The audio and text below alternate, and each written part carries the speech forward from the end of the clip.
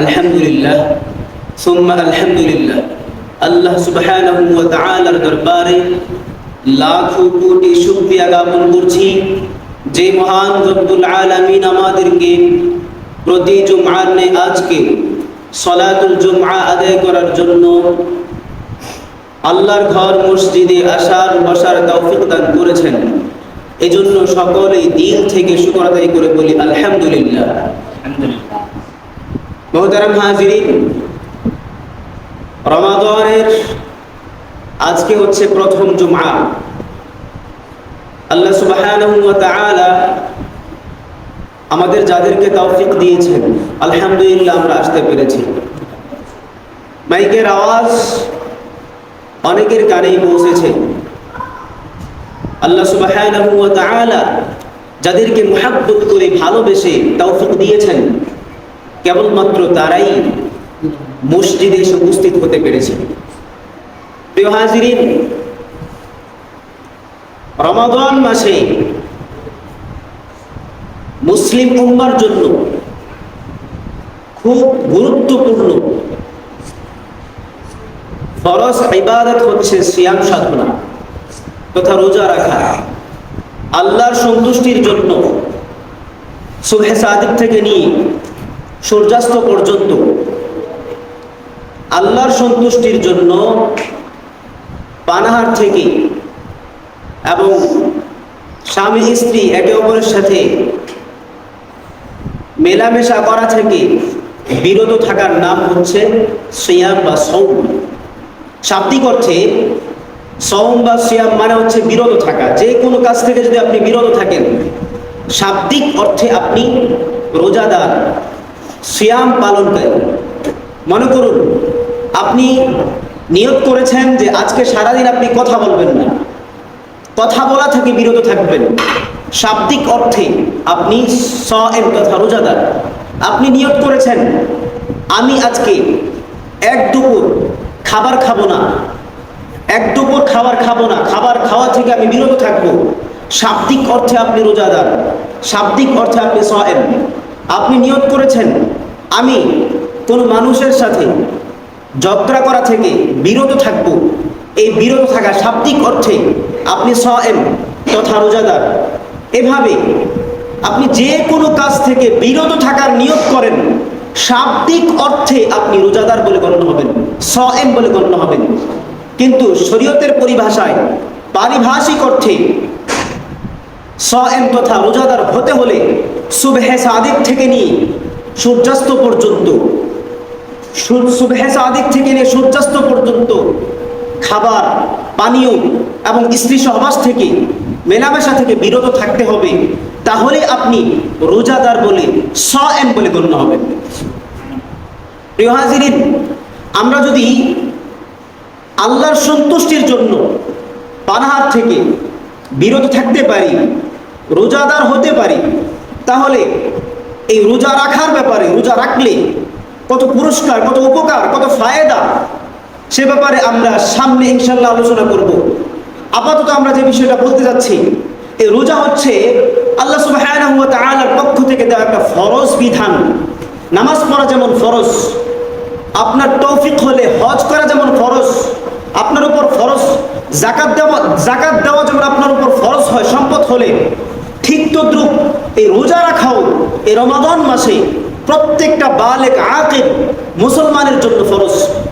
আপনি যদি অমুসলমান হন আপনার জন্য এই বিধান নয়, আপনি যদি নাবালেগ হন আপনার জন্য এই বিধান নয়, আপনি যদি পাগল হন আপনার জন্য এই বিধান নয়, আপনি যদি অসুস্থ হন, এমন অসুস্থ যে অসুস্থতার কারণে রোজা রাখা সম্ভব নয়, তাহলে আপনার জন্য রোজা রাখা ফরজ নয়। এমনিভাবে আপনি যদি মনে করেন এতটাই বার্ধক্যে উপনীত হন যে এখন আপনার পক্ষে রোজা রাখা সম্ভব নয়, তাহলে আপনার উপর তখন রোজা রাখা ফরজ হয় না। আপনি যদি রাখতে পারেন ভালো। প্রিয় হাজিরিন, তো বলতে যাচ্ছি এই রোজা বা সওম হচ্ছে আল্লাহর পক্ষ থেকে দেওয়া একটা ফরজ বিধান। আপনাদের মনে প্রশ্ন জাগতে পারে, এটা যে আল্লাহর পক্ষ থেকে দেওয়া ফরজ বিধানের প্রমাণ কি? এর প্রমাণ হচ্ছে আল্লাহ সুবহানাহু ওয়া তাআলা নিজেই জানিয়েছেন সূরাতুল বাকারার 183 নং আয়াতে। আল্লাহ সুবহানাহু ওয়া তাআলা বলেন, ইয়া আইয়ুহাল্লাযীনা আমানু, হে ঈমানদারেরা, ইমানদার বলে আল্লাহ সুবহানাহু ওয়া তাআলা আহ্বান করেছেন। এবার আপনি নিজেকে প্রশ্ন করেন, আপনি নিজে ইমানদার নাকি বেঈমান? আপনি নিজে ইমানদার নাকি কাট্টা মুনাফিক? আপনি নিজে ইমানদার নাকি আপনি নাস্তিক? আপনি নিজে ইমানদার নাকি আপনি মুরতাদ? আপনি নিজে ইমানদার নাকি আপনি অন্য কোনো কাফের অথবা মুশরিক? নিজেকে আপনি জিজ্ঞাসা করেন আপনি ইমানদার কিনা। যদি আপনি ইমানদার হন তাহলে আপনার জন্য আপনাকে আহ্বান করা হচ্ছে। আল্লাহ বলছেন, ইয়া আইয়ুহাল্লাযীনা আমানু, হে ঈমানদারেরা, কুতিবা আলাইকুমুস সিয়ামু কামা কুতিবা আলাল্লাযীনা মিন ক্বাবলিকুম, তোমাদের উপর রোজাকে ফরজ করা হয়েছে যেমন ফরজ করা হয়েছিল তোমাদের পূর্ববর্তীদের উপর। এখান থেকে আরেকটা মেসেজ, রোজা শুধু আমাদের জন্য ফরজ বিধান নয়, এটা পূর্ববর্তী উম্মতের জন্য এই বিধানটা ফরজ ছিল। রোজা অন্যান্য উম্মতেরাও এই রোজা পালন করেছে, এই সিয়াম সাধনা করেছে। প্রিয় হাজিরিন, এখন আপনার নিজেকে জিজ্ঞাসা করার বিষয়, প্রশ্ন করার বিষয়, আমরা যারা সওম রাখছি না, আমরা যারা রোজা রাখতেছি না, আমরা যারা আল্লাহর এই ফরজ বিধান পালন করতেছি না, আল্লাহ তো ডাক দিয়েছেন হে ঈমানদার বলে, আপনি কি এই আহ্বানের মধ্যে এই সম্মোধিত ব্যক্তিদের অন্তর্ভুক্ত হন কিনা, এটা আপনার নিজেকে প্রশ্ন করা উচিত। এই সম্মোধিত ব্যক্তিদের অন্তর্ভুক্ত আপনি নিজে হন কিনা।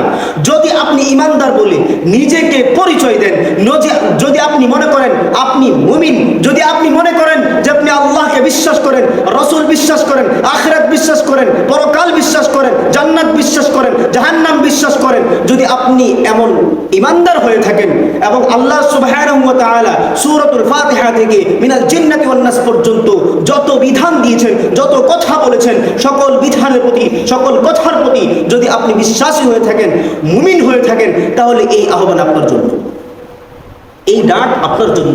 আপনি এই সম্মোধিত ব্যক্তি। আপনি যদি মনে করেন যে আপনি ইমানদার না, আপনি ইমানের গণ্ডির বাহিরে, ইমানদারদের সীমানার ভিতরে আপনি পড়েন না, যদি আপনার এমনটা মনে হয়, তাহলে আপনাকে এই আহ্বানের মধ্যে, এই সম্মোধিত ব্যক্তিদের মধ্যে আপনি না। আর যদি মনে করেন যে আমি মুমিন, এই কথাটা কেন বলতেছি, আজকের পৃথিবীতে বড় দুঃখ আফসোসের সাথে বলতে হচ্ছে, আজকের পৃথিবীতে অনেক ব্যক্তিদেরকে বলতে শোনা যায়, আমরা রোজা না রাখলে কি হবে, নামাজ না পড়লে কি হবে, যাকাত না দিলে কি হবে, হজ না করলে কি হবে, পর্দা না করলে কি হবে, আমরা মুমিন, আমরা ইমানদার। নামাজ না পড়লেও মুমিন, রোজা না রেখেও মুমিন। এর চেয়ে বড় মিথ্যে কথা এই জগতে আর কি হতে পারে? এর চেয়ে বড় ধোঁকাবাজি কথা আর কি হতে পারে?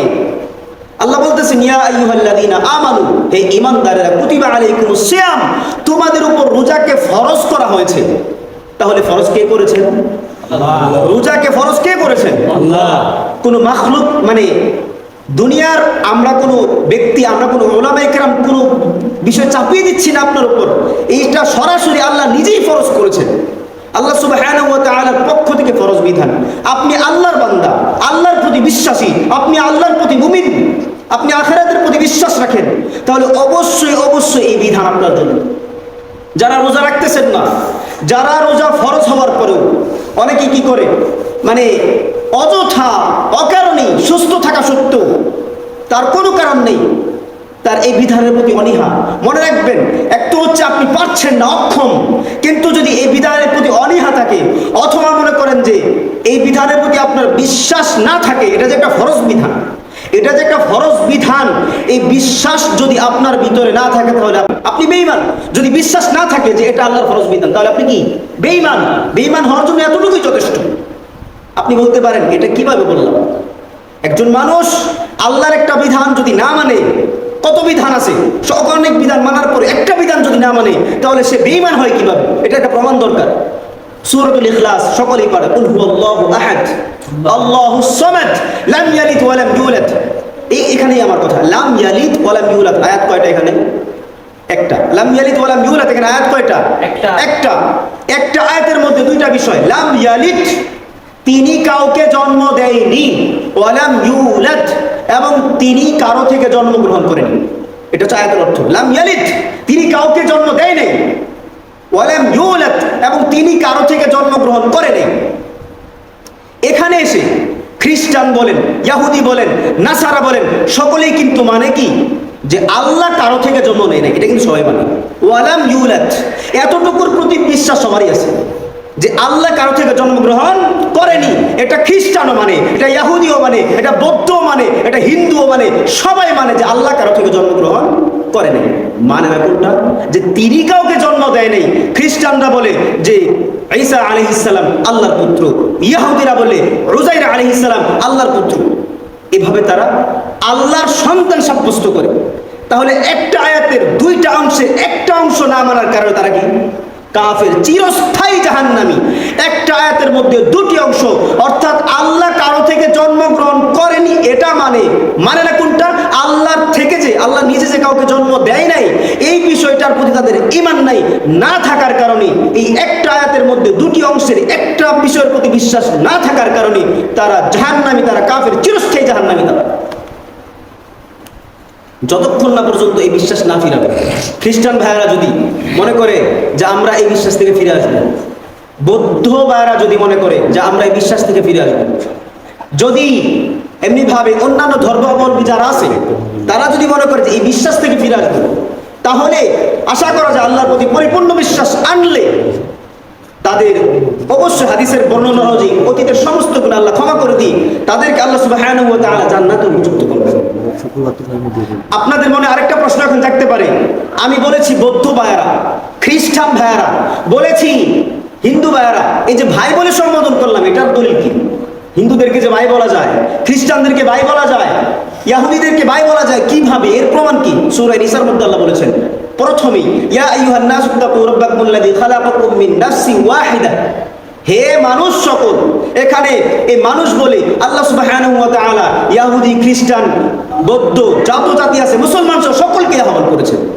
যে আল্লাহ সুবহানাহু ওয়া তাআলা বলতেছেন, ইয়া আইয়ুহান নাসু তাকু রাব্বাকুম, তোমরা তোমাদের রবকে ভয় করো, আল্লাযী খালাকাকুম মিন নাফসিন ওয়াহিদা, তিনি তোমাদেরকে একটা প্রাণ থেকে, একটা দেহ থেকে সৃষ্টি করেছেন।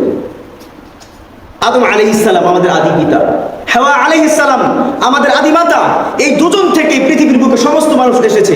তাহলে রক্তের বন্ধন, রক্তের বাঁধনে আমরা সকলেই ভাই বোন পৃথিবীর বুকে। কিন্তু ঈমানের প্রশ্নে এসে আমরা ফারাক হয়ে যাই। ঈমানের প্রশ্নে এসে বাপ ছেলে আলাদা হয়ে যায় যদি ঈমান ঠিক না থাকে। এমন ইতিহাস, এমন প্রমাণ আপনারা পাবেন। ইব্রাহিম আলাইহিস সালাম পিতা ছিল কাফের, এই জন্য রক্তের সম্পর্ক এখানে টিকে নাই। নূহ আলাইহিস সালাম সন্তান কাফের ছিল, রক্তের সম্পর্কে এখানে টিকে নাই। এই জন্য প্রায় একটা কথা বলে থাকি, ঈমানের বাঁধনের সামনে, ঈমানের সম্পর্কের সামনে রক্তের সম্পর্কের টাইম নেই, রক্তের সম্পর্কে কোনো মূল্য নেই।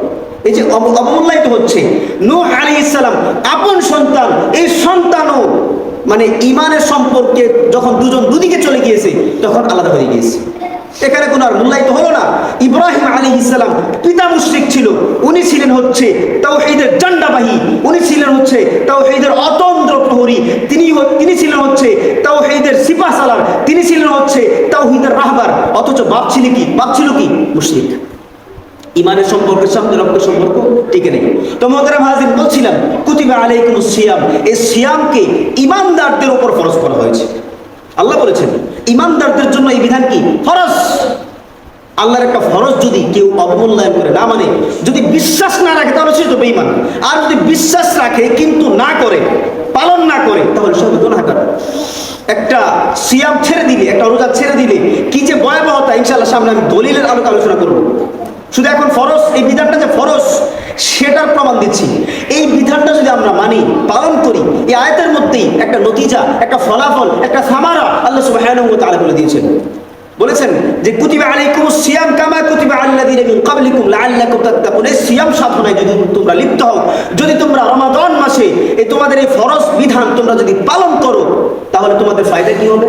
তোমরা তাকওয়াবান হতে পারবে, মুত্তাকি হতে পারবে। মুত্তাকি কারা? ইন্নাল্লাহা ইউহিব্বুল মুত্তাকিন। মুত্তাকি হচ্ছে তারা যাদেরকে আল্লাহ সরাসরি আই লাভ বলেছেন, অর্থাৎ যাদেরকে বলেছেন বান্দা আমি তোরে ভালোবাসি, এমন ব্যক্তিদেরকে মুত্তাকি বলে। মুত্তাকিদের আরো সিফাত, আরো বর্ণনা ইনশাআল্লাহ কোরআন থেকে আমরা আলোচনা করব। আপাতত এতটুকুই, যদি আমরা এই সিয়াম সাধনায় লিপ্ত হই, আমরা তাকওয়াবান হতে পারবো। তাকওয়াবান বলতে আমরা গুনাহ থেকে বাঁচতে পারবো, পাপাচার থেকে বাঁচতে পারবো। তাকওয়া আল্লাহর ভয় যদি আমার দিলের মধ্যে থাকে, আমি যদি আমার চোখের মাধ্যমে কোনো গুনাহ করতে চাই, আমাকে বাধা দিবে। ওই যে সিয়াম রেখেছি, রোজা রেখেছি, রোজা রাখার কারণে আল্লাহ সুবহানাহু ওয়া তাআলা আমার দিলে যখন তাকওয়া ঢেলে দিবেন, চোখের দ্বারা যত গুনাহ হওয়ার কথা ছিল এটা হবে না, হাতের দ্বারা যত পাপাচার হওয়ার কথা ছিল এটা হবে না, পায়ের দ্বারা যে পথে হেঁটে যাওয়ার কথা ছিল, এটা হবে না যদি আমরা এই সিয়াম সাধনায় লিপ্ত হই।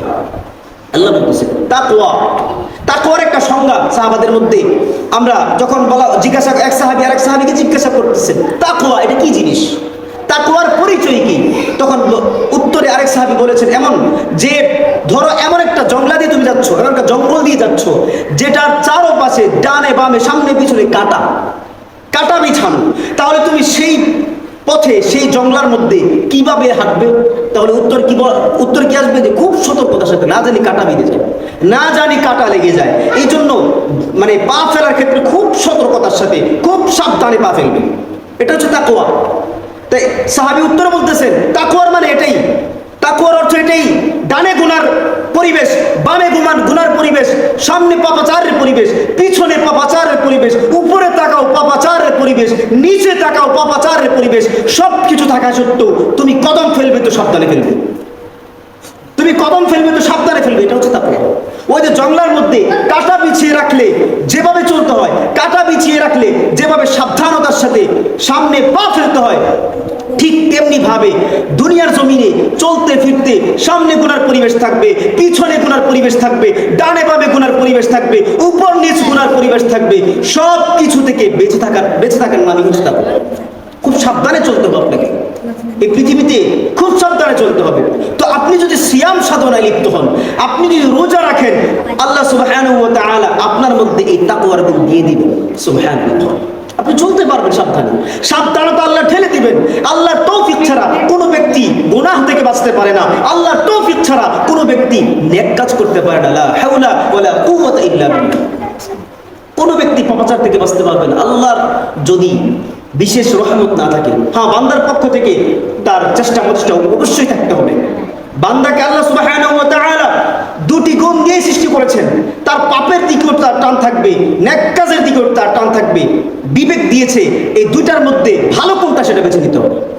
আপনাকে আল্লাহ এই জন্য বিবেক দিয়েছেন, আপনার জন্য দুটি রাস্তা খোলা রেখেছেন, দুটি রাস্তা খোলা রেখে বলে দিয়েছেন বান্দা এই রাস্তাটা কিন্তু বিপজ্জনক, এই রাস্তাটা কিন্তু সুবিধাজনক, তুমি কোন রাস্তায় চলবা তুমি সিদ্ধান্ত নাও। অবশ্যই সবসময় আল্লাহর তৌফিক কামনা করতে হবে, আল্লাহ যেন আমাকে সঠিক পথে চলার কি দেয়, তৌফিক। এক হাদিসের মধ্যে আসছে অনেকগুলো আগ এঁটেছেন রাসূল সাল্লাল্লাহু আলাইহি ওয়াসাল্লাম, এভাবে রাস্তা এরপর একটা রাস্তা দেখেন সোজা, বলেছে ডানে বামে যত রাস্তা আছে এগুলো শয়তানের রাস্তা, সুবুলুশ শায়াতিন, আর সোজা যে রাস্তা হচ্ছে সিরাতুল মুস্তাকিম, সঠিক রাস্তা। সিরাতুল মুস্তাকিম নিয়ে আলোচনা করতে গেলে এখানে আরো অনেক কথা বলতে হয়। আমরা আল্লাহ সুবহানাহু ওয়া তাআলার কাছে এই সিরাতে মুস্তাকিম, সোজা পথ, সঠিক পথ দৈনিক আল্লাহ সুবহানাহু ওয়া তাআলা লাজিম করে দিয়েছেন। এই লাজিম করে দিয়েছেন এই দোয়া, এই প্রার্থনা যেন আল্লাহর কাছে করি, আল্লাহ আমার সঠিক পথে চালান, আল্লাহ আমার সোজা পথে চালান, আল্লাহ আমাকে হেদায়েতের পথে চালান। এই দোয়া যেন আল্লাহর কাছে করি, এটা আমাকে লাজিম করে দিয়েছে, আবশ্যক করে দিয়েছে। প্রতিদিন কমপক্ষে 32 বার, কমপক্ষে 32 বার আল্লাহর কাছে বলতে হয়, আল্লাহ আপনি আমার সোজা পথে চালান, আল্লাহ আপনি আমাকে সিরাতে মুস্তাকিমে পরিচালিত করেন, আল্লাহ আপনি আমাকে সঠিক পথে পরিচালিত করেন। এই কথা কমপক্ষে 32 বার বলতে হয়। কেউ যদি আসরের আগে সুন্নত 4 রাকাত পড়ে, আবার এশার আগে 4 রাকাত সুন্নত পড়ে, তাহলে তার হয় 40 বার আল্লাহর কাছে এই প্রার্থনা। আবার এখন বর্তমানে আমরা আল্লাহ সুবহানাহু ওয়া তাআলার হুকুম অনুযায়ী আমরা কি করতেছি, তারাবি করতেছি 20 রাকাত, ওই 20 রাকাতের মধ্যে 20 বার আবার অ্যাড হচ্ছে, 20 বার আল্লাহর কাছে বলতেছি কি ইহদিনাস সিরাতাল মুস্তাকিম, আল্লাহ আপনি আমাকে সঠিক পথে চালান, সোজা পথে চালান, সিরাতে মুস্তাকিমে পরিচালিত করেন। তাহলে এই যে বারবার একটা দোয়া, একই দোয়া বারবার, কোনো চেঞ্জ নেই, কোনো পরিবর্তন নেই, একই প্রার্থনা একই দোয়া বারবার করার মানে হচ্ছে এই প্রার্থনাটা খুবই গুরুত্বপূর্ণ, এই জিনিসটা খুবই দামি, এটার মুখাপেক্ষী একজন শাইখুল হাদিস থেকে নিয়ে মুসি পর্যন্ত প্রতিটা মুহূর্তে, প্রত্যেকটা আলেম, প্রত্যেকটা জালেম, প্রত্যেকটা গায়রে আলেম, আলেম হোক গায়রে আলেম হোক, যেই হোক না কেন, পৃথিবীর প্রতিটা মানুষ প্রতিটা মুহূর্তে এটার এই হেদায়েতের মুখাপেক্ষী। তাকদীরের কিছু হাদিসের মধ্যে তাকদীরের যে অধ্যায়গুলো, তাকদীর মানে ভাগ্য, এই তাকদীরের হাদিসগুলোর মধ্যে দেখা যায় অনেক সময় এমন হয়, এমন বর্ণনা আছে যে বর্ণনাগুলো পড়লে গা শিউরে উঠে, সারা জীবন ভর নেক কাজ করেছে, সারা জীবন ভর নামাজ পড়েছে, সারা জীবন ভর আল্লাহর হুকুম পালন করেছে, কিন্তু জীবনের শেষ মুহূর্তে অন্তিমকালে এসে সে বেঈমান মারা গিয়েছে। নাউযুবিল্লাহি মিন যালিক। তাকদীরের ফয়সালা এমন হয়ে যায়। আবার অনেক সময় সারা জীবন সে পাপাচার লিপ্ত ছিল, সারা জীবন সে অপরাধে লিপ্ত ছিল, কিন্তু সে মৃত্যুর আগে আল্লাহ সুবহানাহু ওয়া তাআলার কাছে তওবা করে ক্ষমা নিয়ে জান্নাতের উপযুক্ত হয়ে মৃত্যুবরণ করবে। সুবহানাল্লাহ। এই জন্য ভাই ঈমান নিয়ে বড়াই করতে নেই। হ্যাঁ, দিলের মধ্যে প্রশান্তি কাজ করতে হবে, কিন্তু এটা নিয়ে বড়াই করতে নেই। হেদায়েতের পথে আছি এটা নিয়ে অন্যের সাথে মানে কি বলে অহংকার দেখাতে নেই। হেদায়েত আল্লাহ সুবহানাহু ওয়া তাআলা দেওয়া জিনিস, এটা যে আল্লাহ কখন কার থেকে কেড়ে নেবে এটা আল্লাহই ভালো জানেন। হেদায়েত যে আল্লাহ কাকে কখন দিবেন এটা আল্লাহই ভালো জানেন। এই জন্য আল্লাহ সুবহানাহু ওয়া তাআলা যে প্রার্থনা আমাকে শিখিয়েছেন, ইহদিনাস সিরাতাল মুস্তাকিম, এই প্রার্থনা সব সময় করে যেতে হবে, সব সময়। শুধুমাত্র মানে নামাজের মধ্যে নয়, শুধুমাত্র এই নামাজে দাঁড়ালেই নয়, নামাজের বাহিরেও সর্বদা সর্বহারতে আল্লাহর কাছে বলতে হবে, আল্লাহ আপনি আমাকে সঠিক পথে পরিচালিত করেন, আল্লাহ আপনি আমাকে সোজা পথে পরিচালিত করেন। তো প্রিয় হাজিরিন, যেটা বলতেছিলাম, আমরা যদি এই সিয়াম সাধনায় লিপ্ত হই তাহলে আল্লাহ সুবহানাহু ওয়া তাআলা আমাদের দিলের মধ্যে তাকওয়ার বীজ বপন করবেন। এই বীজ একদিন চারা হবে, চারা হয়ে এটা শাখা প্রশাখা বের হবে, শাখা প্রশাখা বের হয়ে এখানে ফল দিবে। যদি আপনি এই সিয়াম সাধনায় যেভাবে আল্লাহ চান, সে আল্লাহর চাওয়া অনুযায়ী যদি চেষ্টা করে আপনি সিয়াম সাধনা করেন। প্রিয় হাজিরিন, আল্লাহ এটাই জানিয়েছেন মুমিনদেরকে, হে ঈমানদারেরা, ইয়া আইয়ুহাল্লাযীনা আমানু, হে ঈমানদারেরা, কুতিবা আলাইকুমুস সিয়ামু কামা কুতিবা আলাল্লাযীনা মিন ক্বাবলিকুম লাআল্লাকুম তাত্তাকুন, তোমাদের উপর রোজাকে ফরজ করা হয়েছে যেমনি ভাবে ফরজ করা হয়েছিল তোমাদের পূর্ববর্তীদের উপর। যদি তোমরা এই সিয়াম সাধনায় লিপ্ত হও, রোজা রাখো, মনে রেখো লাআল্লাকুম, তাহলে তোমাদের উপহার পুরস্কার হিসেবে তোমরা কি হবে? তাকওয়াবান হবে। তাকওয়ার বীজ তোমাদের দিলের মধ্যে বপন হবে। এই বীজ আস্তে আস্তে চারাতে রূপ নিবে, শাখা প্রশাখা যাবে, ফল দিবে। তুমি দেখবে একদিন একটা পর্যায়ে এমন অবস্থায় দাঁড়াবে, এই প্র্যাকটিসিং এর মাধ্যমে তুমি যখন নাকি গুনাহ থেকে বাঁচার এই প্র্যাকটিস করবে, অনুশীলন করবে, ধীরে ধীরে তোমার অবস্থা এমন হয়ে যাবে, তোমার কাছে গুনাহের বিষয়গুলো অপছন্দের হবে। তুমি চোখের গুনাহ থেকে বেঁচে থাকার চেষ্টা করবে, মন চাইলেও তুমি চোখ দিয়ে কোনো পাপাচারে লিপ্ত হবে না। ওই যে তোমার মধ্যে তাকওয়ার বীজ বপন হয়েছে। এই জন্য আল্লাহ সুবহানাহু ওয়া তাআলা তোমাকে ওই চোখের গুনাহ থেকে, তোমাকে হাতের গুনাহ থেকে, পায়ের গুনাহ থেকে, দিলের কাল্পনিক গুনাহ থেকে আল্লাহ সুবহানাহু ওয়া তাআলা তোমাকে রক্ষা করবে। তাকওয়ার বীজ এবার বপন হবে যদি আমরা কি করতে পারি? সিয়াম সাধনায় যেভাবে আল্লাহ চান যথাযথ সুন্দরভাবে, সিয়ামের যে শর্ত শরীয়ত আছে, সিয়ামের যেই রোজা রাখার পরে আপনাকে কিভাবে চলতে হবে, কিভাবে চললে আল্লাহ খুশি হবেন, কিভাবে চলার ব্যাপারে রাসূল বলেছেন, রোজা রাখার পরে যেভাবে চলতে হয়, যেভাবে চলাটা আমার জন্য আদবপূর্ণ, সেভাবে যদি আমরা চলি তাহলে অবশ্যই অবশ্যই এই পুরস্কার হিসেবে তাকওয়ার বীজ আল্লাহ সুবহানাহু ওয়া তাআলা আমাদের দিলে বপন করে দিবেন।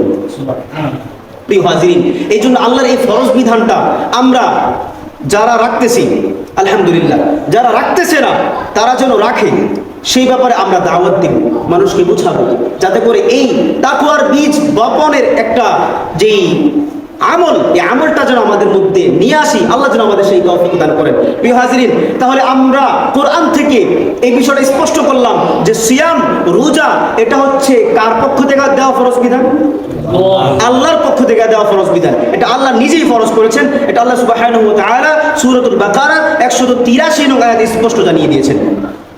এমনি ভাবে সূরাতুল বাকারা 185 নং আয়াতে আল্লাহ সুবহানাহু ওয়া তাআলা বলেছেন, যেহেতু আমি ফরজ করে দিয়েছি তোমাদের উপর রোজা, যেহেতু আমি তোমাদের উপরে সিয়াম সাধনাকে ফরজ করেছি, ফামান শাহিদা মিনকুম শাহরা ফালইয়াসুম, সুতরাং তোমাদের মধ্য থেকে যে বা যারা এই মাস পাবে, আল্লাহ সুবহানাহু ওয়া তাআলার অশেষ দয়া, যদি মাস পেয়ে যাও তাহলে সে যেন কি রাখে? রোজা রাখে। এমন অনেক, এই কথাটা কেন বললাম, এমন অনেক মানুষ আছে গত রমজানে ছিল, রমজানে নাই, গত রমজানে ছিল, রমজানে নাই। আল্লাহ সুবহানাহু ওয়া তাআলার অশেষ দয়ায় আল্লাহ আমাদেরকে রমাদান দিয়েছেন। রমাদান যেহেতু পেয়েছি, এই জন্য আল্লাহ সুবহানাহু ওয়া তাআলার নির্দেশ, ফরজ বিধান রোজা রাখবো। আল্লাহ এটাই জানিয়েছেন, ফামান শাহিদা মিনকুমুশ শাহরা, তোমাদের মধ্য থেকে যে বা যারা এই সিয়াম মানে সিয়ামের মাস, রমাদান মাস তোমরা পাবে, অবশ্যই অবশ্যই তোমরা রোজা রাখবে, সিয়াম সাধনা করবে। এমনি ভাবে হাদিসের মধ্যে সহিহ বুখারী শরীফের 1891 নং হাদিসে রাসূল সাল্লাল্লাহু আলাইহি ওয়াসাল্লাম জানিয়েছেন, এটা যে আল্লাহর পক্ষ দেওয়া একটা ফরজ বিধানের নাম। এমনি ভাবে এই সিয়াম শুধুমাত্র ফরজ বিধান ব্যাপারটা এমন নয়, এই সিয়াম হচ্ছে আল্লাহর পক্ষ থেকে দেওয়া ইসলামের যে খুঁটি আছে, ইসলামের যে ভিত্তি আছে, ইসলামের 5টা ভিত্তি, 5টা রুকনের অনন্য রুকু, অনন্য রুকন, অনন্য ভিত্তি হচ্ছে এই সিয়াম। আল্লাহ সাল্লাল্লাহু আলাইহি ওয়াসাল্লাম বুখারী শরীফের 8 নং হাদিসে ইরশাদ করতেছেন, বুনিয়াল ইসলামু আলা খামসিন, ইসলামের ভিত্তি হচ্ছে 5টি, শাহাদাতে আল্লা ইলাহা ইল্লাল্লাহ ওয়া আন্না মুহাম্মাদার রাসূলুল্লাহ ওয়া ইকামিস সালাহ ওয়া ইতাইজ যাকাত ওয়াল হজ ওয়া সাওমি রমাদান। এখানে চারটা বিষয় আলোচনা করে সর্বশেষ বলতেছে ওয়া সাওমি রমাদান। রমাদানের এই রোজা যে এটা হচ্ছে আল্লাহর পক্ষ থেকে দেওয়া ইসলামের যে ভিত্তি, যে ভিত্তিগুলোর উপর গোটা ইসলাম দাঁড়িয়ে আছে, যে পিলারের উপর গোটা ইসলাম দাঁড়িয়ে আছে, সেই ভিত্তির মধ্য থেকে একটা ভিত্তির নাম হচ্ছে এই সিয়াম তথা রোজা। এই যে মসজিদ আপনারা নির্মাণ করেছেন, এই যে ঘর আপনারা নির্মাণ করেন, এই ঘরের মধ্যে যদি পিলার না দেওয়া হয়, পিলার না দিলে কিন্তু এই ঘর দাঁড় করানো সম্ভব নয়। ঠিক তদ্রূপভাবে ইসলাম নামক এই বাড়িটার, ইসলাম নামক এই ঘরটার পাঁচটি ভিত্তির মধ্যে অনন্য এক ভিত্তি হচ্ছে এই সিয়াম তথা রোজা। প্রিয় হাজিরিন, আজকের আলোচনা থেকে যে মেসেজ আমরা পেলাম সংক্ষেপে বলে দিচ্ছি। আজকের আলোচনার মুলাখাস বা খোলাসা কথা হচ্ছে আল্লাহ সুবহানাহু ওয়া তাআলা মুমিন সম্প্রদায়ের উপর, কোন সম্প্রদায়ের উপর? মুমিন সম্প্রদায়ের উপর আল্লাহর পক্ষ থেকে এই সিয়ামকে, এই রোজাকে ফরজ করেছেন। কেউ যদি মুমিন না হয়, ইমানদারদের গণ্ডির বাহির হয়, তার জন্য এই বিধান নয়। যদি মুমিন বলে, ইমানদার বলে নিজেকে পরিচয় দেয়, তাহলে তার জন্য এই বিধান। যদি এই বিধান পালন করা হয়, পালন করে, তাহলে আল্লাহ সুবহানাহু ওয়া তাআলা তার দিলের মধ্যে তাকওয়ার বীজ বপন করে দিবেন। এই তাকওয়ার বীজ তাকে দুনিয়ার সকল ফিতনা থেকে বাঁচিয়ে জান্নাতের পথ দেখিয়ে দিবে।